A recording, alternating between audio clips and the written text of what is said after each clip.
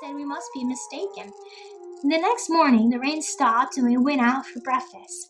From there, we decided to walk up the river for a while. My father's time for departure was nearing, and we were trying to fill the last few days of his journey. We continued up the river, and a few dogs joined us.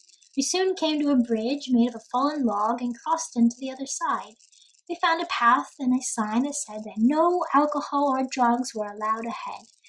We decided we had plenty of time to keep walking and continued onward, my father, George, the dogs, and myself. We saw a ridge ahead and thought we would make it there at least before turning around. Near the top, the dogs ran ahead of us, and we heard snarling and yelling. George was up there too. I quickly but cautiously made my way up, not knowing what to expect. At the top, there was a group of 15 to 20 people in a chair on bamboo rails. There were several German shepherds being told to calm down by the locals. This group belonged to a small village further around the mountain called Tunja. Their local guide had fallen ill, and they had carried him down the mountain and had taken him to the local hospital for an emergency appendix removal. Now a man from each family in the village had come to carry him back home. The compassion shown by their endeavor was something unparalleled in my experience. Here it is a way of life. They welcomed us to visit their village, and we and our dogs continued ahead of them as they rested on the ridge. After some time, we came around the hill to find a lovely village of traditional houses. We came into the village, and we asked a young man where we could have some food or drinks or find a guest house. He pointed down a trail through the houses where a young boy was walking towards us. He spoke to the boy, and he reluctantly guided us to the guest house. When we arrived, I gave him some rupees and told him he was our new guide. I was hoping that he found this fun and made his journey in the opposite direction worth his while. But in retrospect, I'm not sure if it was the right thing to do. I imagine that I would have found it entertaining as a child, but his whole life and village could come to devastating changes if tourism came up here with their money too often. Well, it would provide income and make education more attainable for him. I don't want Western ideals and standards to take hold of his way of life. Perhaps he could be able to afford tools that make village life easier, and denying him those resources seems unfair. But the way of life that these people have, in my eyes, is the finest and richest of all. At the guest house, a kind and caring woman showed us to a lovely room in a traditional style house, and she began cooking our favorite meal, rajma dal. We had intended only to go on a day hike, but we had ended up staying for the night. Soon the men returned from carrying their friend up the hill, and we spoke to the woman's husband about the village. In this village, there are 3 toilets. Most villagers do their business in the woods. There's only one guest house, and the locals grow their own food in the summer. The owner of the guest house will soon leave to dig for crystals in his crystal mine. Ganja seems to also be a source of income here, as in most villages. While we were eating our meal and speaking, a woman from the house below was picking herbs on the hill. I went over to watch her, curious of what foods grew naturally on the hills. She showed me several plants that she told me were Gudwala sabji. The houses here, as I have said, are beautiful. Dry stone masonry is used to build walls about 4 feet in height. Then 2 wooden beams are added horizontally atop of them to stabilize the wall and prevent it from needing such a wide basal width. The first floor is for keeping goats, cows, and their food and tools. The second floor is for sleeping and living in. The roof is made of slate tiles, and the walls are coated in a mixture of clay and cow dung to prevent the wind working its way through the gaps between the rocks. The floors are wooden, and the trim is intricate. Of course, nearly all of this is done by hand. I think Tunja is one of my favorite villages of all. It doesn't seem as though it is visited often, and I wanted to stay and live with them, to learn to build their lovely houses and grow food on the mountainside terraces. I needed to return my father to the west, though. So we left the next day through the village of Gran. One of our dogs stayed with us all night at our doorstep. The next day he was attacked by a group of dogs as we entered Gran. This happened just as I was looking in through a crack in a stable door at some lovely goats. I realized in surprise that an elderly man dealing with a goat was looking back at me through the inside. After our dog was attacked, it went to sit on a doorstep. It ended up being the house we were told to look for in order to get some breakfast. After eating and feeding a small portion to our dog, we wandered down to the river and walked downstream to Kasol.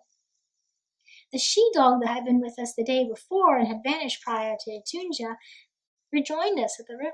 For the rest of the day we hung around the river, and I met a sad mule whose backbone was worn bare from overwork. He was laying next to the river, barely able to keep himself upright. I took him handfuls of grass until he was soon standing in the shade eating his own. He had such a lovely temperament. I wanted to spend the rest of my time in India traversing the mountains with him. But George said the owner would likely soon return. During my visit to the mule, George visited with a guy we had met in Seoul. I sat with them on and off, but the conversation was a bit strange. He was a Canadian-born Indian who said that the flies in the area are more attentive to anyone of higher consciousness. Which most of us are, he said, with a disclusive side look at my father. He called my father over later and asked some questions to him that I didn't hear. My dad said something about his career in helicopters and police work, and the guy patted my father's belly and said, "That is all I had to ask. You can go sit over there again." Strange indeed. I wandered back to the mule. I enjoyed his company. We had time to kill. That is the way some say it. So we got breakfast and visited the hot springs across the bridge and went to the park when it opened. Dad and I played on the monkey bars while George went across the street to visit with workers we had met on the way to Chirel. Dad and I must have looked like we were having a lot of fun because an Indian man came over with his family and tried the monkey bars as well. There was a high frame in the park with tire swings that wobbled when you swung on it. The Indian man saw me inspecting the welds. "It is strong," he said. I was skeptical. I still attempted climbing to the top, though. Soon it was time to leave for Bhuntar, and we were in our taxi and at the airport hotel. We spent the evening wandering around the town and crossed the bridge into an area with more traditional buildings, and we began to hear the sound of women singing coming from the second story. I asked a man in the shop near the door if the ladies were practicing something. He asked, "Do you want to see?" I didn't expect this reply, but soon we were ushered upstairs and told to take a seat on a bed in a room full of women. They gestured for us to roll aside the sleeping child on the bed. We sat down and the women continued singing, and when my father decided to film them, one woman even stood up and danced for us. This was a ceremony that took place for a week, where women worship and sing together. At the end of the singing, I was handed a metal plate with candles and prompted to offer it in circles to the holy men in the pictures at the bedroom shrine they had created. We offered each of the pictures a food offering, and then each of us gifts of food and candy. The kindness of the ladies was unbelievable. There were a few older women in the corner, though, that I could feel an unwelcoming sense emanating from. We were outsiders. Two of us males, ushered into a private religious ceremony. I could understand the disdain in their faces. I hadn't guessed that my question would be answered with us being brought up amongst them all in the middle of a sacred ceremony.